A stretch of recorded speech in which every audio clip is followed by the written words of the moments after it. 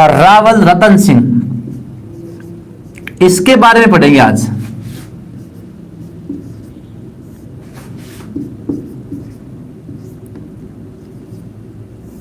हाँ, रावल रतन सिंह के बारे में पढ़ेंगे मित्रों। और रावल रतन सिंह का जो कार्यकाल है मित्रों 1301 ईस्वी से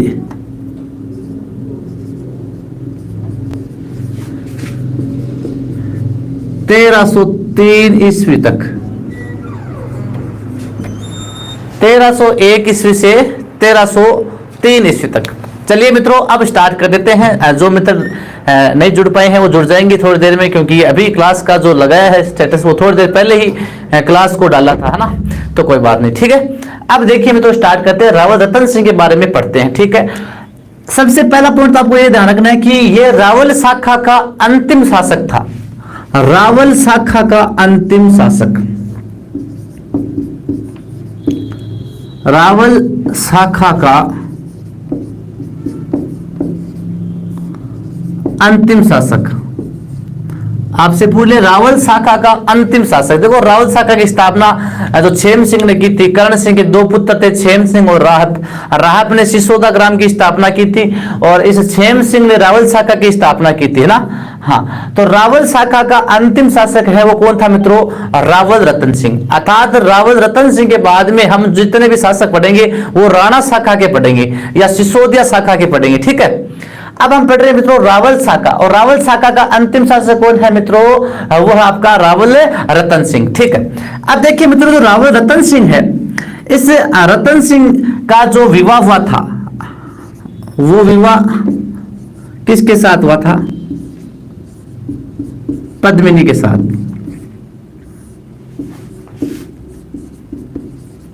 हाँ, विवाह किसके साथ हुआ था मित्रों? पद्मिनी के साथ। हाँ, और पद्मिनी कहां की थी मित्रों?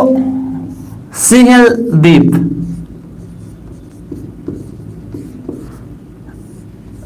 श्रीलंका की राजकुमारी।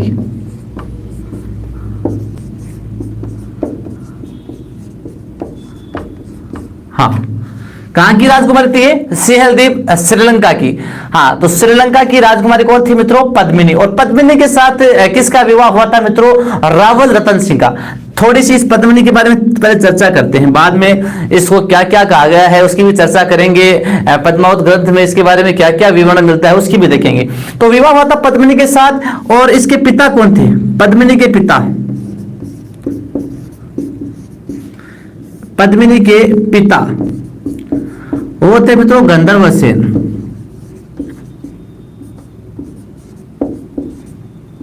पद्मिनी के पिताजी कौन थे मित्रों? गंधर्व सेन। कौन थे? गंधर्व सेन। और इसकी माता, माता कौन थी? चंपावती। कौन थी? पद्मिनी की माता कौन थी मित्रों? चंपावती। हाँ, भाई, पद्मिनी का भाई, पद्मिनी का भाई, पद्मिनी का भाई कौन था? बादल। कौन था? बादल पद्मिनी का भाई था। और पद्मिनी का चाचा कौन था? पद्मिनी का चाचा गोरा। कौन था? गोरा। देखो कई बार एग्जाम में क्वेश्चन पूछे गए हैं कि गोरा और बादल का पद्मिनी से क्या संबंध था? गोरा बादल का पद्मिनी से क्या संबंध था? ये प्रश्न कई बार आया हुआ, ध्यान रखना मित्रों। तो ध्यान रखना, गोरा था चाचा और भाई था बादल। यदि याद नहीं रहे तो ऐसे ध्यान रखना, बादल, वैसे बादल और वैसे ब्रोदर। तो ब्रोदर कौन था? ब्रोदर अर्थात भाई, तो ब्रोदर कौन था? बादल। तो ब्रोदर से बादल, ध्यान रखना। ये चाचा अपने आप याद आ जाएगा। चाचा कौन था? गोरा। तो गोरा बादल है, इसके चाचा और भाई थे, ठीक है मित्रों, पद्मिनी के। हाँ, ये ध्यान रखना। इसके तो ये चाचा और भाई थे, लेकिन रतन सिंह के ये दो सेनापति थे। कौन थे? रतन सिंह के ये दो प्रमुख सेनापति थे। हाँ, अब देखिए मित्रों पद्मिनी के पास एक तोता था। पद्मिनी के पास एक तोता था और तोते का नाम क्या था मित्रों? हीरामन। पद्मिनी के पास एक तोता था और जो हीरामन तोता है वो राजस्थान में जो गागरोन वाला क्षेत्र है, झालावाड़ वाला, वहां पर ज्यादा ये प्रजाति पाई जाती है हीरामन तोते की। और पद्मिनी के पास जो मित्रों हीरामन तोता था, ये हीरामन तोता है वो हूबहू, हाँ, मानव की बोली बोलता था। हूबहू मानव की बोली बोलने वाला तोता कौन सा था मित्रों? वो तोता था आपका हीरामन। अब मित्रों एक बार क्या होता है कि कोई तूफान आता है और उस तूफान में ये हीरामन तोता है वो पद्मिनी से क्या हो जाता है, बिछड़ जाता है और उड़ता उड़ता कहां पर आ जाता है मित्रों, ये मेवाड़ में आ जाता है। कहां पर आ जाता है, हाँ, उड़ता उड़ता कहां पर आ जाता है, मेवाड़ में। तो हीरामन तोता है मित्रों वो कहां पर आ जाता है मित्रों, वो उड़ता हुआ कहां पर आ जाता है, मेवाड़ में। और मेवाड़ में है, इस तोते को है जो तोता बेचने वाला बहेलिया है, तोता बेचने वाले को क्या कहते हैं, बहेलिया। हाँ, तोता बेचने वाले को क्या कहते हैं मित्रों, बहेलिया।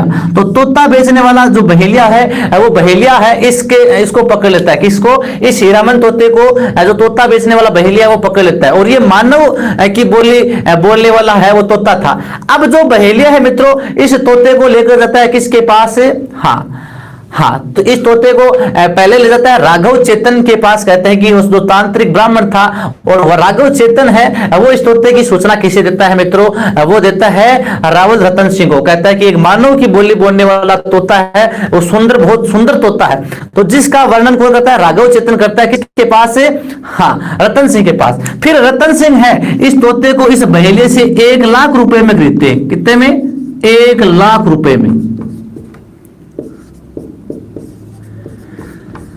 हाँ, तो हीरामन तोता है मित्रों, इस हीरामन तोता को, हाँ, उस समय की जो रकम थी उस समय की कितने रुपए में खरीदा था, उस समय में 1 लाख रुपए में खरीदा था। देखो, यानी उस समय में इस हीरामन तोते को 1 लाख रुपए में खरीदा था रतन सिंह ने। हाँ, देखो तोते के भी इतने भाव थे। हाँ, सोचो, हाँ, मनुष्य के भी नहीं है। थाना बोल दे, हाँ, तो थाना खरीदा, मतलब आपा तो फ्री में जाना तैयार बैठा, क्योंकि अगर रोटा जुगाड़ बने थाने जाना, तो देख लो तोते का भी 1-1 लाख रुपया लगता। क्यों, हाँ, तो तोता है उसको 1 लाख रुपए में खरीदा था तोते बेचने वाले बहेली से रतन सिंह ने। अब मित्रों ये हीरामन तोता है वो कहां पर आ जाता है, मेवाड़ में आ जाता है। कहां पर आ जाता है, मेवाड़ में आ जाता है। किसके पास आ जाता है, रतन सिंह के पास। अब रतन सिंह के पास आ जाता है और रतन सिंह इसको अपने पास रखता है। ये मानो कि हूबहू बोली बोलता था। अब है रतन सिंह की प्रथम पत्नी थी, रतन सिंह है मित्रों, रतन सिंह की प्रथम पत्नी कौन थी, रतन सिंह की प्रथम पत्नी वो कौन थी, नागमती। हाँ, रतन सिंह की प्रथम पत्नी कौन थी मित्रों, नागमती। हाँ हाँ, नागमती प्रथम पत्नी थी। अब नागमती है वो एक बार नागमती बैठी होती है उसमें, हाँ, मेवाड़ के चित्तौड़ दुर्ग में है रतन सिंह के पास। और ये नागमती है इस हीरामन तोते से पूछती है, हाँ बिल्कुल महेश कुमार जी, हाँ कमेंट शो हो रहे, बिल्कुल। हाँ, ये नागमती कौन थी, रतन सिंह की प्रथम पत्नी थी। देखो पद्मिनी से पहले एक पत्नी थी, इसकी कौन थी, हाँ वो कौन थी, नागमती। ये ध्यान रखना, ठीक है मित्रों।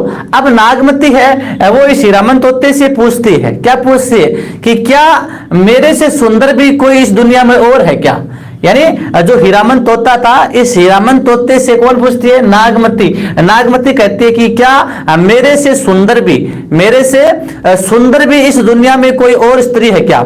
तो फिर ये हीरामन तोता है, वो हीरामन तोता है इस नागमती को क्या कहता है मित्रों, नागमती को एक वाक्य कहता है। देखो क्या कहता है, जिस तालाब में हंस नहीं होते, जिस तालाब में हंस नहीं होते उस तालाब में बगुला ही हंस होता है। जिस तालाब में हंस नहीं होते उस तालाब में बगुला ही हंस होता है। समझ गए कहने का अर्थ क्या था, अर्थात ये हीरामन इसको बातों बातों में ये कहना चाहता है कि आप सोचते हो कि आपके क्षेत्र में कोई सुंदर नहीं है, हाँ, यानी आपके क्षेत्र में कोई सुंदर नहीं है, आपका एक क्षेत्र है। आप ऐसा मत सोचो, आपसे बढ़कर भी इस दुनिया में कोई और भी सुंदर है। तो जब हीरामन तोता बातों बातों में इसे कहता है तो उसकी बात कौन सुन लेता है मित्रों, इसकी बात कौन सुन लेता है, हाँ ये रतन सिंह सुन लेता है। रतन सिंह सोचता है ऐसी कौन सी सुंदर और कन्या ऐसी हो गई जो नागमती से भी सुंदर है। हाँ, तो ये हीरामन तोता है नागमती को कहता है कि आप मत सोचो कि आप ही सुंदर हो, आपसे भी सुंदर है इस संसार में और है। तो फिर है रतन सिंह है वो इस हीरामन तोते से क्या हो जाता है, लालायित हो जाता है कुछ सुनने के लिए। भाई इस हीरामन तोते ने बात कही तो कोई बड़ी बात कही है, इसलिए इस हीरामन तोते को रतन सिंह है वो रात्रि में, हाँ बिल्कुल हाँ सही है राहुल सेल। हाँ, रात्रि में ये हीरामंत होता है, एकांत में ले जाता है और एकांत में ले जाकर पूछता है क्या बात है, इस संसार में और कोई सुंदर कन्या ऐसी कौन सी आ गई जिसका आप इतना विवरण कर रहे हो। फिर ये हीरामंत होता है मित्रों किसकी सुंदरता का बखान करता है, ये हीरामंत होता है उसके बाद में पद्मिनी की सुंदरता का बखान करता है। पद्मिनी की सुंदरता का बखान करता है कौन, हीरामंत तोता। देखो मित्रों इस हीरामंत तोते की बात कीजिए या एक आपका ग्रंथ आता है पद्मावत जिसकी आगे हम बात करेंगे। मुख्यतः देखो पद्मिनी की जो कथा है, इस पद्मिनी की कथा को प्रमाणिकता है उसी ग्रंथ में मिलती है पद्मावत जो मलिक मोहम्मद जायसी ने लिखा था, उसके आगे हम डिटेल में चर्चा करेंगे। अब कहते हैं कि मित्रों जो पद्मिनी है, इस पद्मिनी को प्राप्त करने के लिए, पद्मिनी को प्राप्त करने के लिए जो रतन सिंह है, ये रतन सिंह सोचता है कि कैसे हो, अब तो इस पद्मिनी को मुझे तो प्राप्त करना ही है। अब रतन सिंह अलग अलग इतिहासकारों के अनुसार, कई इतिहासकार तो कहते हैं कि रतन सिंह है एक साधु के वेश में गया था, फिर कई दिनों तक वहां पर उसके पिता के सामने वहां पर रहा, उसके घर के सामने है एक साधु के वेश में रहा था, है ना। और कई जगह ऐसा मिलता है कि पद्मिनी को प्राप्त करने के लिए ये सबसे पहले है वो सियल द्वीप जाता है और वहां पर है दोनों की मुलाकात होती है महाशिवरात्रि के दिन। महाशिवरात्रि, अब आप जानते हो महाशिवरात्रि यदि शिवरात्रि का जो व्रत करती है कुंवारी कन्याएं, वो क्यों करती हैं सबको पता है। हाँ आपको भी पता है, मुझे भी पता है कुंवारी कन्याएं शिव जी का व्रत क्यों करती है। सीधी बात है, कल्चर में पढ़ना भी, हाँ श्रेष्ठ वर की प्राप्ति के लिए ना, हाँ सुंदर वर की प्राप्ति के लिए कन्याएं हैं वो भगवान शिव का व्रत करती है ना। हाँ तो ये महाशिवरात्रि के व्रत, महाशिवरात्रि का त्योहार था उस दिन, और महाशिवरात्रि के त्योहार के दिन है इस रतन सिंह का, किसका, रतन सिंह का, हाँ और इस पद्मिनी का दोनों का क्या होता है मित्रों, मिलान होता है, मिलन होता है। हाँ पहला जो पहली मुलाकात है वो इसी दिन होती है। पहली मुलाकात कब होती है मित्रों, महाशिवरात्रि के दिन। हाँ पहली नजर में जादू कर दिया, हाँ तेरा बन बैठा, वाह भाई, हाँ बिल्कुल राम किशोर जी, बिल्कुल दोनों की पहले मिलन हाँ थी। हाँ दोनों की पहला मिलन कब हुआ था, महाशिवरात्रि के दिन। पद्मिनी ने रतन सिंह को देखा और रतन सिंह ने किसे देखा मित्रों, हाँ पद्मिनी को देखा, और दोनों को आंखों ही आंखों में क्या हो गया, जो आप सोच रहे हैं वही हो गया। ठीक है। हाँ इसके बाद में है इस पद्मिनी के साथ है ये क्या कर लेता है मित्रों, विवाह कर लेता है। बिल्कुल प्यार अंधा होता है, आपने सुना होगा, बिल्कुल क्या है कहावत है ना हमारे, प्यार अंधा होता है लेकिन ध्यान रहा क्या भाइयों, प्यार ही अंधा होता है लेकिन मोहल्ले वाले और आपके घर वाले कभी अंधे नहीं होते हैं। ठीक है। हाँ तो इस महाशिवरात्रि के दिन रतन सिंह और इस पद्मिनी का क्या होता है मित्रों, मिलन होता है। अब पद्मिनी की सुंदरता के बारे में बताया जाए तो आपने सुना होगा इस पद्मिनी की सुंदरता के बारे में, हाँ बहुत बातें प्रचलित है। जैसे कि ये जब पद्मिनी पानी पीती थी तो गले के आर पार है वो पानी पीता हुआ दिखाई देती थी, यानी पानी है वो गले के आर पार दिखाई देता था। पद्मिनी जब पानी पीती थी तो जो है पानी है वो गले के आर पार है वो दिखाई देता था। इसके अलावा देखो, हाँ पद्मिनी जब चलती थी, पद्मिनी जब चलती थी तो हंस भी शर्माते थे, उसकी चाल को देखकर है वो हंस भी शर्मा जाते थे। हाँ इसके अलावा देखिए पद्मिनी जब हाँ ये झरने पर जाती थी तो कोयल भी गीत गाना बंद कर देती थी। पद्मिनी है जब है वो झरने पर जाती थी तो कोयल भी गीत गाना बंद कर देती थी, इतनी सुंदर थी। जब मुस्कुराती थी तो फूल भी है वो झड़ते थे, फूल भी अपने आप ही झड़ते थे। तो इस प्रकार इसकी सुंदरता का वर्णन किया है ना। तो इतनी सुंदर कौन थी मित्रों, ये पद्मिनी थी, इसकी सुंदरता का विवरण दिया गया है। बिल्कुल हाँ तो ये मित्रों इसके बाद में पद्मिनी है, पद्मिनी को लेकर है वो रावल रतन सिंह इसको प्राप्त करके कहां पर आ जाते हैं मित्रों, चित्तौड़ में। कहां आ जाते हैं, चित्तौड़ में आ जाते हैं। इन दोनों का विवाह हो जाता है और विवाह होने के पश्चात दोनों कहां पर आ जाते हैं, चित्तौड़ दुर्ग में आ जाते हैं। हाँ अब देखो पहले हम इतना सा थोड़ी सी कथा को पढ़ते हैं, उसके बाद में देखिए अब नेक्स्ट आगे देखेंगे। ठीक है। हाँ देखो मेवाड़ का इतिहास देखो, आज जो पार्ट 4 है वो स्टार्ट ही हुआ है, ध्यान रखना। जो मित्र नए जुड़े हैं वो भी एक बार देख लेना, यहीं से स्टार्ट किया हमने, रावल रतन सिंह से स्टार्ट किया। ठीक है। हाँ 1301 से 1303 ईस्वी तक। रावल शाखा का अंतिम शासक कौन था? रावल रतन सिंह, जिनका विवाह हुआ था पद्मिनी के साथ सिंहलदीप। हाँ, सिंहलदीप हाँ श्रीलंका की राजकुमारी थी। पद्मिनी के पिता गंधर्व सेन थे और पद्मिनी की माता का नाम चंपावती था और भाई कौन था? बादल। कौन था? बादल। और चाचा कौन था? गोरा। पद्मिनी के पास एक तोता था जो मानव की बोली बोलता था। उस तोते का क्या नाम था मित्रों? उस तोते का नाम था मित्रों हीरामन। क्या था? हीरामन तोता था। और हीरामन तोते को रतन सिंह ने तोता बेचने वाले बहेले से कितने में खरीदा था? 1 लाख रुपए में। उस समय में 1 लाख रुपए में खरीदा था। हाँ बिल्कुल, गुड आफ्टरनून नताशा जी। हाँ, इसके बाद में देखिए, हाँ अब इस रतन सिंह की प्रथम पत्नी कौन थी? नागमती। और नागमती ने जब इस हीरामन तोते से पूछा, नागमती ने हीरामन तोते से क्या पूछा? क्या मुझसे भी कोई सुंदर इस संसार में और भी है क्या?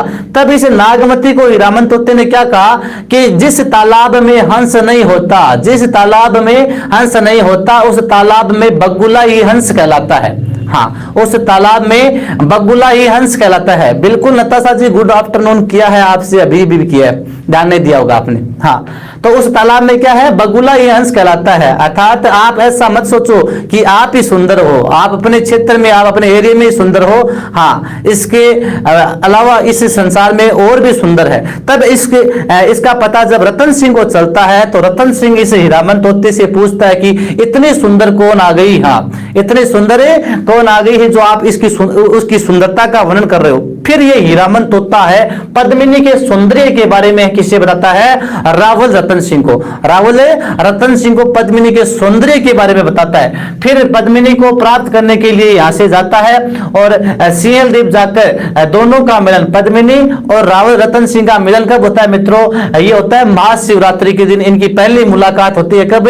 महाशिवरात्रि के दिन। हाँ हाँ, इसके बाद में इन दोनों का विवाह हो जाता है और चित्तौड़ दुर्ग में ये आ जाते हैं। इतना हमने आज की क्लास में किया है मित्रों, इसका जल्द से आप इस स्क्रीनशॉट लीजिए। हाँ, आज आ जाएगी अनिल जी झाझरिया, किरण मैम की क्लास 2 बजे है।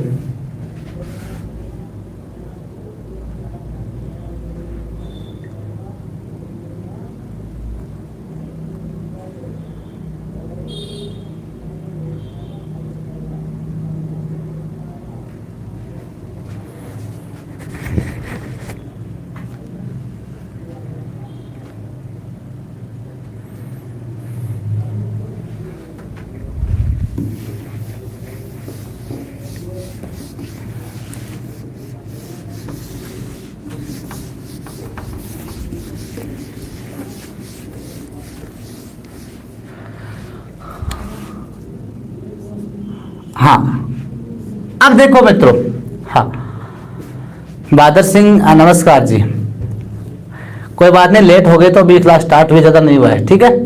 हाँ हाँ, आगे देखिए मित्रों इसके बारे में। अब चित्तौड़ दुर्ग में आ जाते हैं दोनों, रावल रतन सिंह और पद्मिनी। उसके बाद में देखो चित्तौड़ दुर्ग में एक कला तांत्रिक था, कला तांत्रिक, उसका नाम था राघव चेतन, या कला तांत्रिक या राघव चेतन की बात है। किसका दरबारी था? रतन सिंह का दरबारी, रतन सिंह के दरबार में रहता था।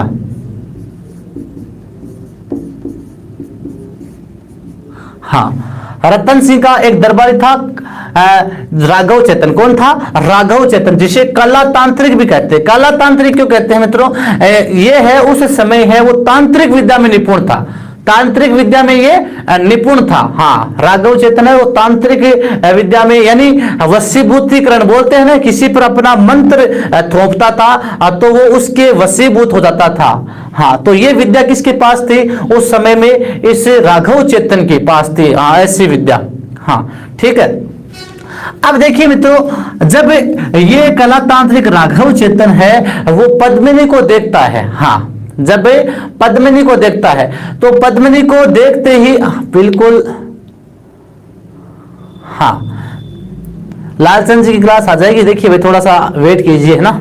हाँ, जब पद्मिनी को देखता है तो पद्मिनी को देखते ही राघव चेतन के भी क्या है, होश उड़ जाते हैं। इसने तो पद्मिनी के बारे में सुना ही था पहले तोते बेचने वाले से, लेकिन जब रियलिटी में वास्तविक रूप में जब पद्मिनी को देखता है तो इस राघव चेतन के भी क्या है मित्रों, वो होश उड़ जाते हैं। इतनी सुंदर पत्नी है रावल रतन सिंह की।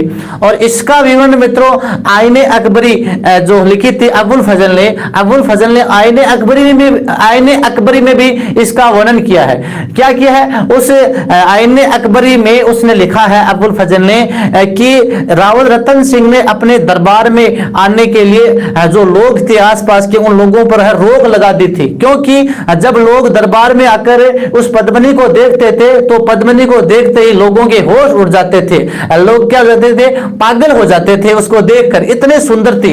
इसलिए रतन सिंह ने दरबार में आने पर लोगों की क्या लगाती थी, रोक लगाती थी। अब जब रतन सिंह का दरबार है कला तांत्रिक या राघव चेतन था, ये इस पद्मिनी को देखता है तो देखते क्या हो जाता है, ये भी क्या हो जाता है, अपना होश गवा बैठता है। जैसे आप भी कभी कभी अपना होश गवा बैठते हो ना, हाँ, तो इस प्रकार ये भी अपना क्या है मित्रों, होश गवा बैठता है। अब यहां पर ये सोचता है कि अब तो कैसे जैसे इस पद्मिनी को प्राप्त किया जाए, इस पद्मिनी को प्राप्त किया जाए। अब इसके लिए इसके पास क्या थी मित्रों, वशीभूतिकरण करते हैं ना, मंत्रोच्चारण, यानी इसके ये तांत्रिकता एक, और ये अपने मंत्र है वो पद्मिनी की तरफ है वो छोड़ने लगा। जैसे ही पद्मिनी पर ये अपना तांत्रिक विद्या है वो उसका प्रभाव दिखा रहा था, वैसे वैसे पद्मिनी कहते हैं कि इसी राघव चेतन की तरफ देखने लगी थी। राघव चेतन की तरफ देखने लगी थी किसी न किसी बहाने, कहते हैं। फिर कहते हैं कि जब रावल रतन सिंह को इस बात का पता चला कि ये कला तांत्रिक जो राघव चेतन है वो मेरी ही पत्नी को है वो इस प्रकार देख रहा है या वशीभूतिकरण करने की सोच रहा है, तब इस रावल रतन सिंह ने इस राघव चेतन को दरबार से निकाल दिया, अपने दरबार से निकाल दिया।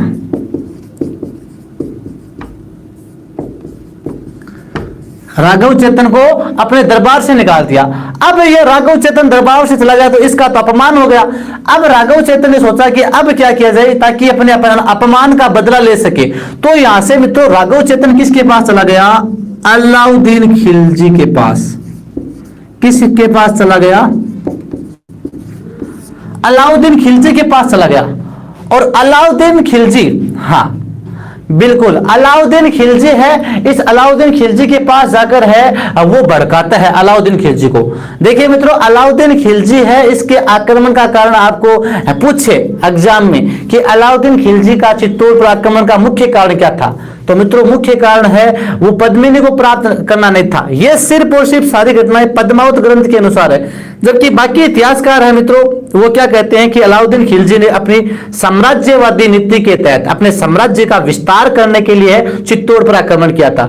यदि आपको पद्मावत के अनुसार पूछे, पद्मावत ग्रंथ के अनुसार खिलजी ने चित्तौड़ पर आक्रमण क्यों किया, तो लिखना आपको पद्मिनी को प्राप्त करने के लिए। यदि आपको पद्मावत ग्रंथ नहीं दे रखा है, सीधा सीधा पूछे तो खिलजी की साम्राज्यवादी नीति। ठीक है, चलिए अब अलाउद्दीन खिलजी को जाकर बताता है कि अलाउद्दीन खिलजी वहां पर नाराज बैठा था। अलाउद्दीन खिलजी है वो दिल्ली में बैठा था और ये भी उस समय क्या बैठा था, निराश बैठा था। और इसकी निराशा का कारण क्या था मित्रों, मैं आपको थोड़ा सा देखिए इसके एक दो यानी इसके इर्द गिर्द ले जाने का प्रयास करता हूं। आपने रणथंभौर का चौहान के बारे में, चौहान वंश है उसके बारे में थोड़ा सा पढ़ा होगा। अलाउद्दीन खिलजी है, अलाउद्दीन खिलजी के दो सेनापति थे मुख्यतः, एक तो मीर मोहम्मद शाह, एक था केबरू, मीर मोहम्मद शाह और केबरू। और खिलजी है, उस खिलजी की मराठा बेगम थी एक चिमना। मराठा बेगम कौन थी मित्रों, चिमना। तो खिलजी की मराठा बेगम चिमना थी। और खिलजी जब गुजरात अभियान के दौरान गया था उस समय जो मराठा बेगम चिमना थी वो चिमना वो किसके चिपक गई थी, वो चिमना है खिलजी के सेनापति मोहम्मद शाह के चिपक गई। किसके चिपक गई थी, खिलजी की सेनापति था मीर मोहम्मद शाह, अर्थात मीर मोहम्मद शाह और चिमना दोनों में क्या हो गया था, प्रेम हो गया था। और इसका पता है किसको नहीं चला, इसका पता अलाउद्दीन खिलजी को नहीं चला। लेकिन जब गुजरात अभियान से लौटकर खिलजी लौटता है तो उसे पता चलता है कि मेरी चिमना तो किसके चिपकी हुई है, कि उसकी चिमना तो मोहम्मद शाह के चिपकी हुई है। तब ये है इस चिमना और मोहम्मद शाह का पीछा करता है और फिर है इस चिमना को क्या कर देता है, मार देता है। क्या कर देता है, चिमना को मार देता है। हाँ, और मोहम्मद शाह और चिमना के जो बीच में आदान प्रदान बोलते हैं ना, जो खत है, उनके खत का प्रेम पत्र है, उनका आदान प्रदान कौन करता था, वो करता था केबरू। कौन करता था, एक नाम आता है केबरू। इनकी चर्चा हम देखो मित्रों वहां पर करेंगे, जब मैं आपको रणथंभौर पढ़ाऊंगा तो वहां पर डिटेल में पढ़ाऊंगा। एक केबरू नाम का सेनापति था, ये दोनों के जो लव लेटर थे उनका आदान प्रदान करता था। अर्थात चिमना के लव लेटर किसे देता था, मोहम्मद शाह को, और मोहम्मद शाह के किसको देता था, चिमना को। बोला ना पर बीच में बिचौलियो, जब थार कोई बिचौलियो है ना, हाँ बिल्कुल उसे बोलते हैं ना बिचौलियो, वो था बिचौलिया एक केबरू। फिर है चिमना को मार दिया था। तो ये राघव चेतन जाकर है अलाउद्दीन खिलजी से कहता है कि आप यहाँ पर क्यों नाराज बैठे हो, आप यहाँ पर क्यों निराश हो। तब ये अलाउद्दीन खिलजी कहता है कि निराश क्यों ना हूं, मेरी चिमना है जो चली गई, मेरे हाथ से मेरी चिमना है वो चली गई। तो यहाँ पर राघव चेतन कहता है कि कोई बात नहीं, चिमना चली गई तो चिमना से भी सुंदर है वो आइटम दिखाऊंगा आपको। चिमना चली गई तो कोई बात नहीं है, लेकिन चिमना से भी सुंदर और भी है आप। हाँ, तो चिमना से, तो अलाउद्दीन खिलजी कहता है ऐसी कौन है। तो ये फिर है इस पद्मिनी की सुंदरता के बारे में बताता है, किसको, अलाउद्दीन खिलजी को बताता है। तो ये देखो, हालांकि वास्तविक रूप से अन्य इतिहासकार इसके पक्ष में नहीं है, लेकिन पद्मावत ग्रंथ में ऐसा विवरण देखने को मिलता है। ठीक है, हाँ इसके बाद में देखिए मित्रों, हाँ अब ये अलाउद्दीन खिलजी है, ये इसकी मुख्य नीति थी अपनी साम्राज्यवादी नीति का विस्तार करने के लिए है चित्तौड़ दुर्ग की तरफ क्या करता है मित्रों, ये प्रस्थान करता है, चित्तौड़ दुर्ग की तरफ प्रस्थान करता है। और ये 28 जनवरी 1303, 28 जनवरी 1303 ईस्वी, 28 जनवरी 1303 ईस्वी को कहां पर आता है, हाँ 28 जनवरी 1303 ईस्वी को चित्तौड़ में घेरा डालता है। कौन, अलाउद्दीन। अलाउद्दीन चित्तौड़ में घेरा कब डालता है मित्रों, 28 जनवरी 1303 ईस्वी को। हाँ, फिर है मित्रों ये अलाउद्दीन खिलजी है, इस अलाउद्दीन खिलजी है इस पद्मिनी को देखने के लिए, पद्मिनी को देखने के लिए मित्रों है वो है इस रतन सिंह को है भी संदेश भिजवाता है कि मैं आपकी सुंदर पत्नी को देखने के लिए आना चाहता हूं, या आप, मैंने सुना है कि आप जो राजपूत हो वो मेहमानबाजी के लिए जाने जाते हो, इसलिए मैं, आप मेरी मेहमानबाजी करो एक बार। तो रावल रतन सिंह के पास है, ये है चित्तौड़ दुर्ग में जाता है कौन, अलाउद्दीन खिलजी। और अलाउद्दीन खिलजी कहता है कि मुझे आपकी पत्नी पद्मिनी है इसकी सुंदरता का पता चला है, तो मैं सिर्फ और सिर्फ उसकी एक बार उसको देखना चाहता हूं। तो फिर कहते हैं कि इस रावल रतन सिंह ने, हाँ इस रावल रतन सिंह ने, हाँ उस पद्मिनी को कई जगह दिखा रखा है कि तालाब में दिखाते हैं या कोई दर्पण में उसका मुंह दिखाते हैं। हाँ, और दर्पण में मुंह दिखाते हैं तो ये खिलजी भी क्या हो जाता है मित्रों, खिलजी भी वहां पर क्या होता है, पद्मिनी को देख करके है उसके होश उड़ जाते हैं, कहते हैं कि इतनी सुंदर रानी, हाँ इतनी सुंदर रानी है, तो इसके भी होश उड़ जाते हैं। एक कवि है, उस कवि की कविता है मित्रों कुछ इस प्रकार कि ए ऐश्वर्या राय, अरे ओ ऐश्वर्या राय, ओ प्रियंका चोपड़ा, ओ ऐश्वर्या राय, ओ प्रियंका चोपड़ा, क्या तूने आईने में देखा है अपना थोपड़ा। ओ ऐश्वर्या राय, ओ प्रियंका चोपड़ा, क्या तूने आईने में देखा है अपना थोपड़ा। हाँ, आपने विश्व सुंदरी बनने के लिए न जाने क्या क्या झमेले झेलने हैं, क्या क्या पापड़ बेलने, यानी आपने विश्व सुंदरी बनने के लिए क्या क्या झमेले झेलने हैं, क्या क्या पापड़ बेले हैं, लेकिन सुंदरी तो चित्तौड़ की रानी, लेकिन सुंदरी तो चित्तौड़ की रानी पद्मिनी थी, जिसे देखने के लिए खिलजी भी भड़क गया था, जिसे देखने के लिए खिलजी भी भड़क गया था। और जिस शीशे में या जिस आईने में उसने अपना चेहरा देखा वो आईना ही तड़क गया था, जिस आईने में अपना चेहरा देखा वो आईना ही तड़क गया था। तो इतनी सुंदर थी वो कौन है, पद्मिनी। हाँ ठीक है मित्रों, हाँ तो इस प्रकार ये अलाउद्दीन खिलजी भी, हाँ अलाउद्दीन खिलजी भी है, वो क्या है मित्रों यहाँ पर है, इसको देख कर क्या है, हाँ वो अचंभित हो जाता है एक बार, तो भाई इतनी सुंदर रानी। फिर कहते हैं कि अलाउद्दीन खिलजी ने जो चित्तौड़ दुर्ग है इसके बाहर अपना शिविर लगा रखा था, चित्तौड़ के बाहर, चित्तौड़ के बाहर है वो अपना क्या लगा रखा था, शिविर लगा रखा था। हाँ, चित्तौड़ के बाहर अपना शिविर लगा रखा था मित्रों। और इस शिविर में है इस रतन सिंह को बुलाया, रतन सिंह को कहा कि आपने मेरी मेहमानबाजी कर दी, ठीक है अब मैं आपकी, हाँ मैं आपकी मेहमानबाजी करूंगा। आपने मेरी मेहमानबाजी कर दी, अब मैं आपकी मेहमानबाजी करूंगा, इसलिए आप मेरे शिविर में आओ। तो यहाँ पर मित्रों रतन सिंह है वो किसके शिविर में पेश होता है? हाँ, रतन सिंह है वो इस अलाउद्दीन खिलजी के शिविर में जाता है। जैसे ही रतन सिंह इसके शिविर में जाता है तो रतन सिंह को है वो खिलजी क्या बना लेता है? रतन सिंह को खिलजी बंदी बना लेता है। खिलजी क्या बना लेता है? यहाँ पर मित्रों बंदी बना लेता है, और बंदी बनाकर कहता है कि आपकी जो मेरी अधीनता स्वीकार करो और आपकी जो पद्मिनी है उसको मेरे अधीन कर दो। अब जब इस बात का पता पद्मिनी को चलता है मित्रों, तो पद्मिनी भी बुद्धिमान थी, हाँ, उसने भी हिम्मत नहीं हारी। पद्मिनी ने क्या किया?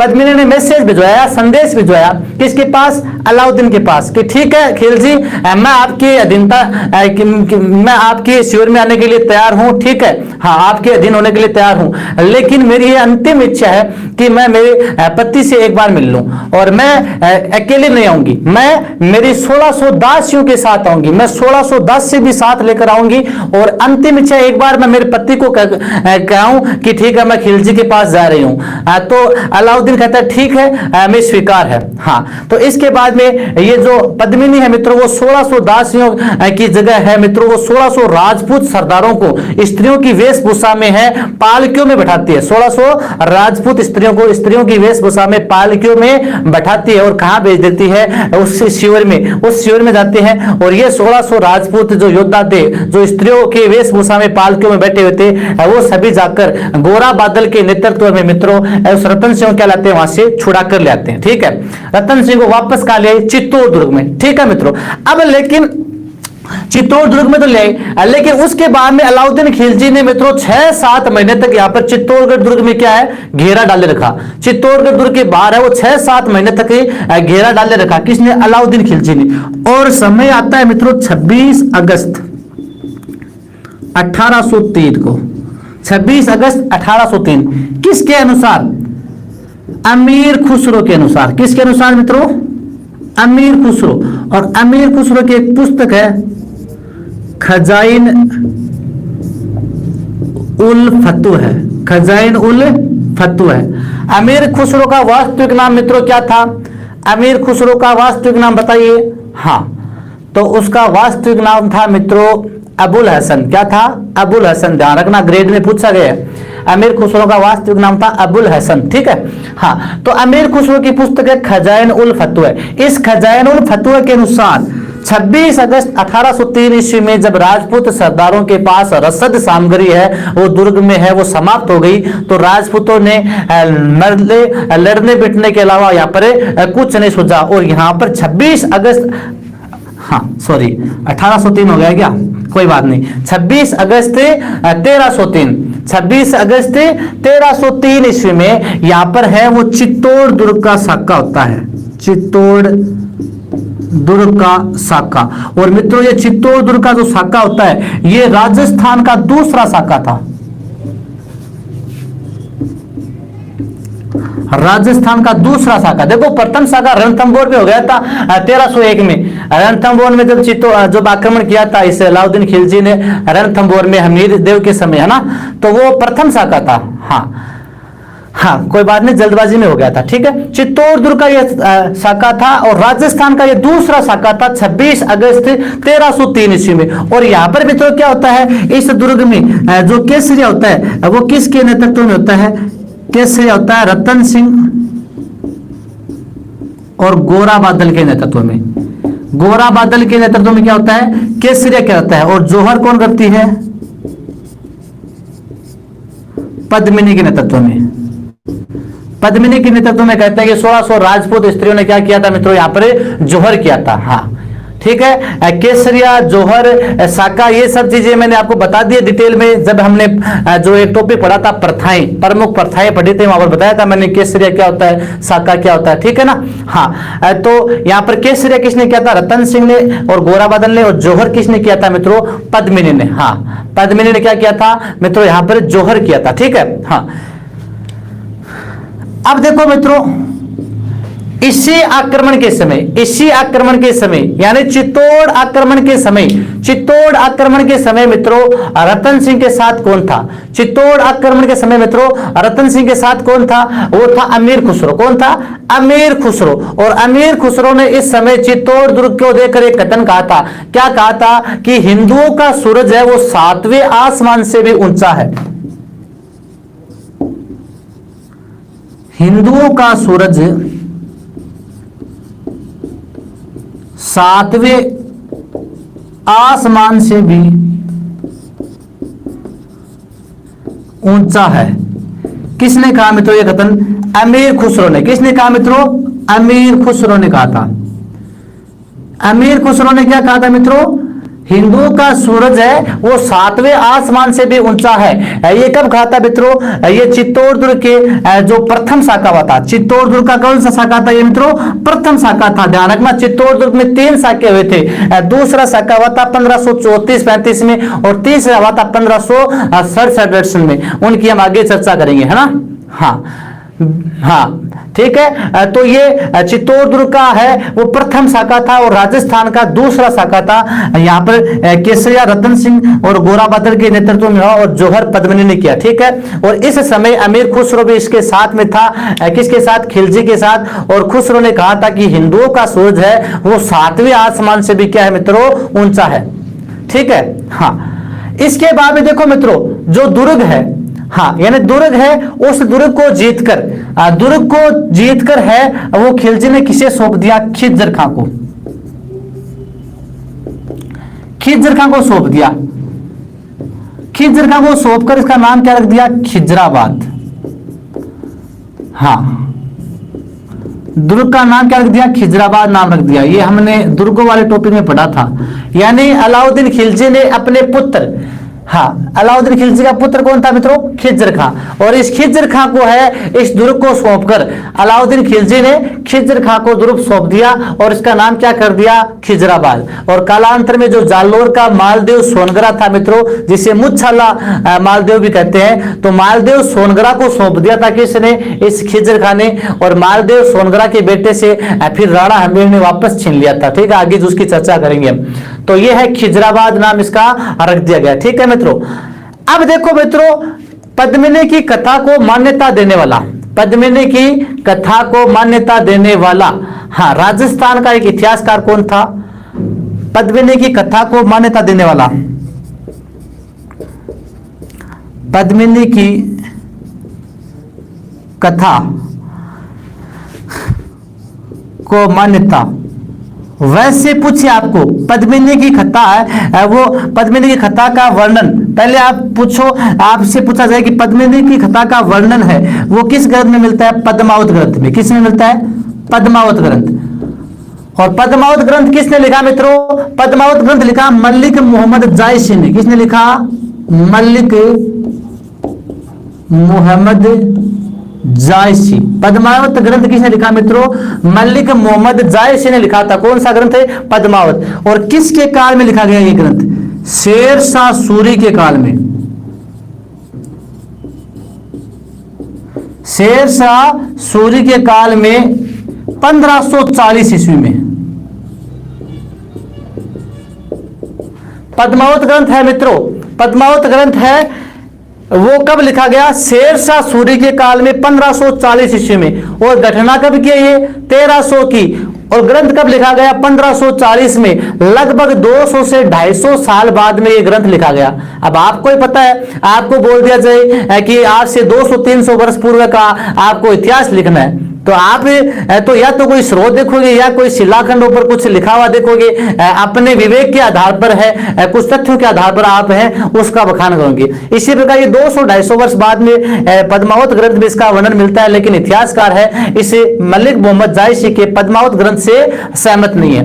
ध्यान रखना, पद्मावत ग्रंथ के अनुसार है इस अलाउद्दीन खिलजी ने यहाँ पर आक्रमण किया था पद्मिनी को प्राप्त करने के लिए, जबकि बाकी इतिहासकार कोई भी ऐसा नहीं मानते। पद्मिनी की कथा को मान्यता देने वाला राजस्थान का इतिहासकार कौन था? डॉक्टर दशरथ शर्मा। कौन था? डॉक्टर दशरथ शर्मा। पद्मिनी की कथा को मान्यता देने वाला राजस्थान का इतिहासकार कौन था मित्रों?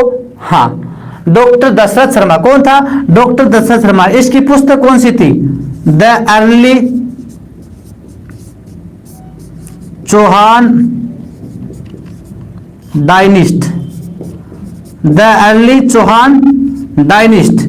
पद्मिनी की कथा को मान्यता देने वाला पूछ ले आपको, राजस्थान का इतिहासकार कौन था मित्रों? राजस्थान का इतिहासकार कौन था?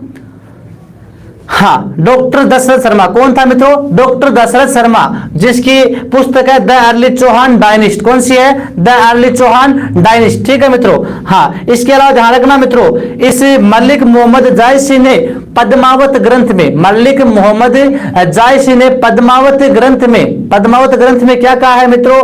पद्मिनी को बुद्धि कहा है। क्या कहा है पद्मावत ग्रंथ में? पद्मिनी को बुद्धि कहा है और चित्तौड़ को शरीर कहा है। क्या कहा है? चित्तौड़ को शरीर कहा है। इसके अलावा रतन सिंह को हृदय कहा है। क्या कहा है? रतन सिंह को हृदय कहा है। इसके अलावा हाँ, खिलजी है, उस खिलजी को माया कहा है। खिलजी को क्या कहा है? इसने माया कहा है। ठीक है, एक बार वापस देखिए मित्रों। हाँ, राघव चेतन से लेकर वापस देखिए अंतिम। हाँ, राघव चेतन है। राघव चेतन जब पद्मिनी को प्राप्त करना चाहता है तो राघव चेतन को दरबार से कौन निकाल देता है मित्रों?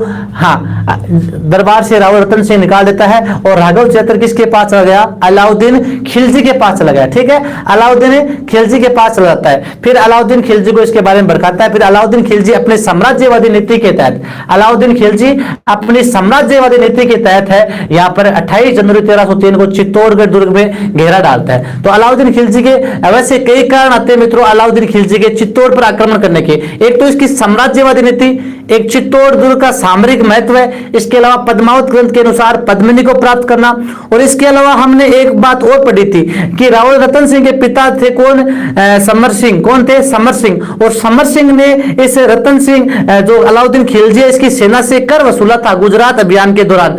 समर सिंह जो इस रतन सिंह के पिता थे, इन्होंने इस अलाउद्दीन खिलजी की सेना से गुजरात अभियान के दौरान है वो कर वसूला था, इसलिए भी ये अलाउद्दीन खिलजी नाराज था। इसके अलावा अलाउद्दीन खिलजी इस्लाम धर्म का प्रचार कर रहा था। ठीक है, इसके बाद में 28 जनवरी 1303 को ये यहाँ पर पहुंचता है और 26 अगस्त 1303 को किसके अनुसार? अमीर खुसरो की पुस्तक खजाइर उल फतवे के अनुसार चित्तौड़ दुर्ग का प्रथम शाखा होता है। चित्तौड़ दुर्ग का प्रथम शाखा होता है, ध्यान रखना। और यहाँ पर केस सजा करता है रतन सिंह, गोरा बादल और जौहर है। कौन करती है मित्रों? पद्मिनी यहाँ पर क्या करती है? जौहर। हाँ, इसके बाद में इसी समय इस खिलजी के साथ कौन था मित्रों? खिलजी के साथ अमीर खुसरो था। और अमीर खुसरो ने क्या कहा? चित्तौड़ दुर्ग को कहा कि हिंदुओं का सूरज तो सातवें आसमान से भी क्या मित्रों?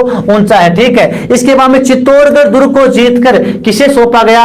अलाउद्दीन खिलजी ने अपने पुत्र खिज्र खां को सौंप दिया और इसका नाम खिजराबाद रख दिया। ठीक है, इसके बाद में ध्यान रखना आपको, हाँ, इस पद्मिनी की कथा का वर्णन है वो पद्मावत ग्रंथ में मिलता है। मलिक मोहम्मद जायस ने लिखा था शेरशाह सूरी के काल में 1540 में। और पद्मावत ग्रंथ में मित्रों पद्मिनी को बुद्धि कहा गया है। क्या कहा गया है? पद्मिनी को बुद्धि कहा गया है। ये ध्यान रखना आपको। जो चित्तौड़ है इसको शरीर कहा गया है और जो रतन सिंह है इसको हृदय और खिलजी को माया कहा गया है। ठीक है मित्रों, ये आपको ध्यान रखना है। और पद्मिनी की कथा को मान्यता देने वाला जो राजस्थान का इतिहासकार डॉक्टर दशरथ शर्मा है, इसका वर्णन द अर्ली चौहान डायनिस्ट में इसने किया है। तो मित्रों आज हमने मित्रों रावल रतन सिंह का मित्रों यहाँ पर अध्ययन किया है। और नेक्स्ट क्लास में इसके आगे जो राणा हमीर शासक आएंगे मित्रों, उसके बारे में हम नेक्स्ट क्लास में पढ़ेंगे।